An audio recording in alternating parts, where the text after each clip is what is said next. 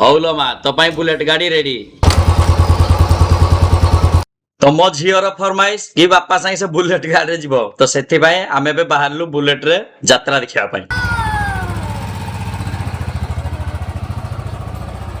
ବାପା କେତେ ଭିଡ, ଚାଲ ଟିକେ ଜୁସ୍ ପିଇବା। ହଁ ହଁ ଲୋ ମା ଏ ଭିଡ ଦେଖୁଛୁ କି ନାଇଁ ମା ଏଇଟା ଗାଡି ଜମା ହଲୁନି ପା ଅଧା ଘଣ୍ଟା ହେଇଗଲାଣି। ଦେଖୁଛୁ ଏପଟେ କୋଉଠି ହଲୁନି ପୁରା ଆଗ ପଛ ଦେଖ ପଛପଟେ ବି କେତେ ଭିଡ। ଭାଇ ଆପଣ ଯେମିତି ଦେଖୁଛନ୍ତି ଏଆଡେ ଦେଖନ୍ତୁ କେତେ ଭିଡ ମାନେ ପଛପଟେ ତ ଆପଣଙ୍କୁ ଯେମିତି ଲାଗୁଥିବ କଣ ହେଇଛି।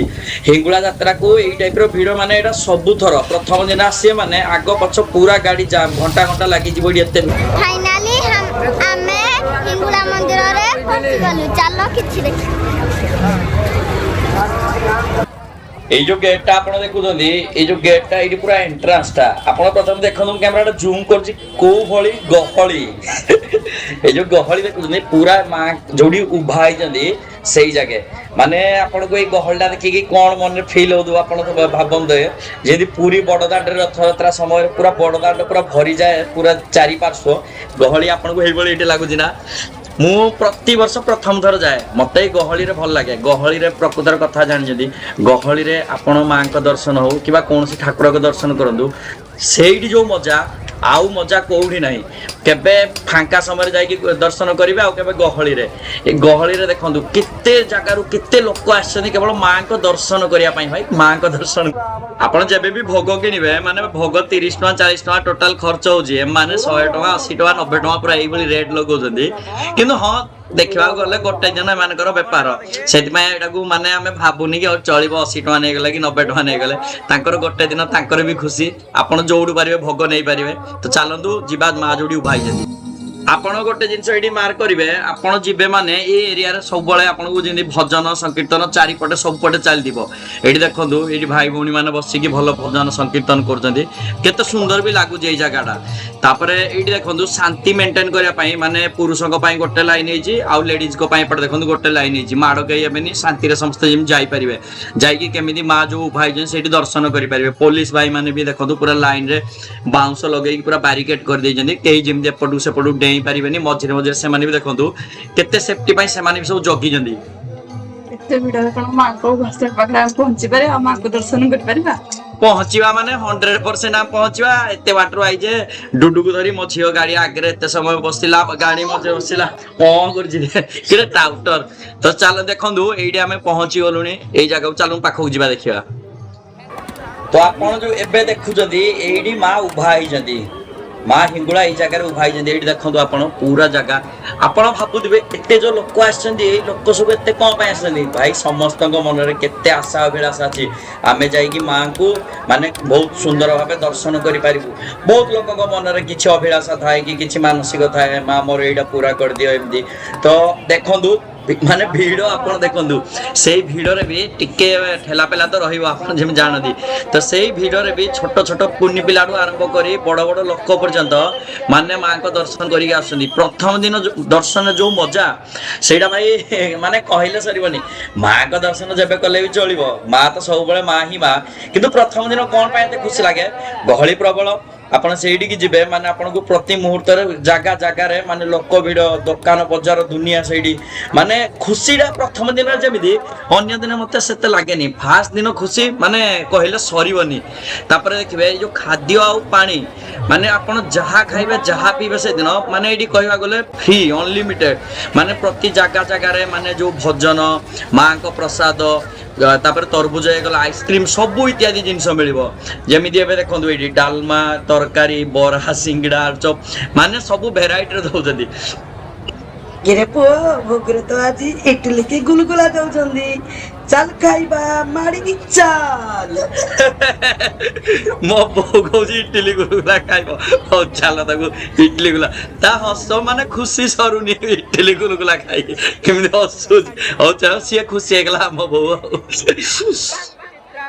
ଆପଣ ଏବେ ଯୋଉ ଜାଗା ଦେଖିଲେ ସେଇଟା ହଉଛି ମାଙ୍କ ଉଭାସ୍ଥଳୀ ମୁଁ ଏବେ ଆପଣଙ୍କୁ ନେଇକି ମନ୍ଦିରକୁ ଦେଖେଇବି। ଭାଇ ଯୋଉ ଭିଡ ଦେଇକି ଆସିଥିଲୁ ପୁଣି ସେଇ ଭିଡ ଦେଇକି ଯିବାକୁ ପଡିବ ମନ୍ଦିର ବହୁତ ଚାଲିବାକୁ ପଡିବ ଯାତ୍ରା ଦିନ ଯଦି ଆପଣ ଆସିବେ। ଜୟ ମା ହିଙ୍ଗୁଳା। ଜୟ ମା ହିଙ୍ଗୁଳା ମୋ ଝିଅ ପୁରା ପ୍ରତି ମୁହୂର୍ତ୍ତରେ ଜୟ ମା ହିଙ୍ଗୁଳା ଖାଲି କହୁଛି ତାକୁ ବହୁତ ଭଲ ଲାଗୁଛି ଆଜି ଏଇ ଜାଗାରେ। ମାଙ୍କ ମନ୍ଦିରକୁ ପ୍ରବେଶ କରିବା ପୂର୍ବରୁ ଯେମିତି ଚପଲ ବାହାରେ ସବୁ ରଖି ଦିଆ ହୁଏ, ସେଇଠି ଭଲ ଜାଗା ଅଛି ବାହାରେ ଆପଣ କୌଣସି ଯୋଉ ଦୋକାନ ହେଇଗଲା କିମ୍ବା ଭୋଗ ନେଲେ ସେଇ ଦୋକାନ ସାମ୍ନା ରଖିକି ଆସିପାରିବେ, କାହିଁକିନା ଏଇଟା ମାଙ୍କ ଜାଗା, ଏଇଠୁ ଟୋଟାଲ ଯିବାକୁ ପଡେ। ଆପଣ ଦେଖିପାରୁଥିବେ ଖରା ଯୋଗୁ କେମିତି ପୁରା ସେଡ୍ ବନା ହେଇଛି, ବହୁତ ସୁନ୍ଦର। ସେ ଆଗରେ ଲେଖା ହେଇଛି ହ୍ୟାଣ୍ଡ ୱାଶ, ହାତ ଧୋଇବା ପାଇଁ ସେପଟେ ପୁରା ମାନେ ବହୁତ ବଢିଆ ସୁବିଧା ଅଛି। ଆପଣ ହାତ ଧୋଇକି ମାଙ୍କ ଦର୍ଶନ କରିବେ। ତାର ଏପଟେ ସାଇଡ ରେ ଯଦି ଆପଣ ମନ୍ଦିରକୁ କିଛି ଦାନ କରିବାକୁ ଚାହାନ୍ତି, ଏଠି ଦାନ ହୁଣ୍ଡି ଲେଖା ହେଇଛି, ଏଠି ଯାହା ଆପଣ ଦାନ କରିବେ ମନ୍ଦିରର କାର୍ଯ୍ୟରେ ଆସିବ। ମାନେ ଏଇଠି ଏତେ ଭଲ ଗୋଟେ ଜିନିଷ, ଆପଣ ଏଇ ଆଜି ପ୍ରଥମ ଦିନ ଦେଖିବେ ମାନେ ଏଇଠି ବହୁତ ପୋଲିସ ଫୋର୍ସ ମୁତୟନ କରାଯାଇଛି, ଖାସ କରି ମାନେ ଶାନ୍ତି ସୁରକ୍ଷାକୁ ମେଣ୍ଟେନ କରିକି ରଖିବା ପାଇଁ। ଆପଣ ଦେଖନ୍ତୁ ମାନେ ଲୋକ ଏଇଠି ମାନେ ମାରପିଟ ନାହିଁ, ବହୁତ କାହିଁକିନା ଭାଇ ଶାନ୍ତି ଆମେ ଯେତିକି ନିଜେ ସୁରକ୍ଷାରେ ଯିବା ଆଉ ଶାନ୍ତି ଯେତେ ଭଲ ରଖିବା, ଲୋକ ସେତିକି ମାନେ ଫେସିଲିଟି ସହକାରେ ଅତି ସୁନ୍ଦର ଦର୍ଶନ କରିପାରିବେ। ଦେଖନ୍ତୁ ମାନେ ଏପଟେ ଗୋଟେ ଲାଇନ ହଉଛି ଲେଡିଜଙ୍କ ପାଇଁ, ଏପଟେ ଜେଣ୍ଟସଙ୍କ ପାଇଁ। ସେ ଆପଣ ସେଇଠି ଦେଖିଥିଲେ ଯେମିତି ଯୋଉଠି ମା ଉଭା ହେଇଥିଲେ ସେଠି ଯେମିତି ଲାଇନ, ଏଠି ବି ସେମିତି ଲାଇନ। ଲାଇନରେ ସମସ୍ତେ ଯାଇକି ଦର୍ଶନ କରିବେ। ଗୋଟେ ପିଲା ଏଠି ଶୋଇଛି, କୁଆଡେ ତା ମା ବାପା ଧନ୍ୟ ପିଲାଟିକି ଛାଡି ଦେଇଛନ୍ତି, ପିଲାଟି ମଝିରେ ଶୋଇଛି। ତ ମୋ ମିସେସ୍ ଏପଟିକି ନ ଯାଇକି ସେ ଏପଟେ ଲାଇନରେ ସେ କହୁଛି କାଳେ ସେପଟେ ଗଲେ ଦଳା ଚକଟା ହେଇବୁ, ମୁଁ ମନ୍ଦିର କୋପଟେ ଆରପଟ ସାଇଡରେ ବାହାରିଲେ। କାହିଁକିନା ଏଇଟା ଆଜି ଗୋଟେ ଏମିତି ଦିନ, ଏଠି ବହୁତ ଲୋକ ହଜି ଯାଉଛନ୍ତି, ପୁଣି ଆନାଉନ୍ସମେଣ୍ଟ କରାଯାଉଛି ଆପଣଙ୍କ ପିଲା ଏଇଠି ଅଛି, ଆପଣଙ୍କ ମା ବାପା ହଜି ଯାଇଛନ୍ତି। ତ ଆପଣ ଯେବେ ବି ଆସିବେ ଟ୍ରାଏ କରିବେ ଏକାଠି ସାଥି ହେଇକି ରହିବା ପାଇଁ।